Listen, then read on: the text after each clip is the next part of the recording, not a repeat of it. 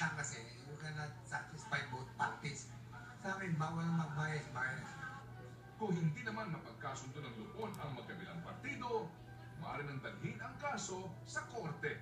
Pwede na mag-file sila ng certificate of conduction. Doon pa lang yung dirigin ng hukuman.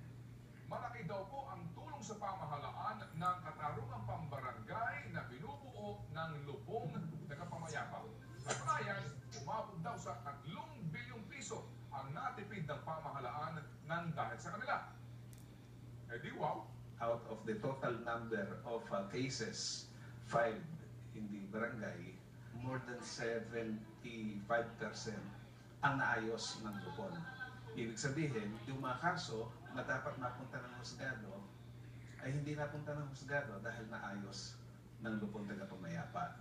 At dahil nga po sila binibigyan ng kapangyarihan na ayusin yung pong away o bangayan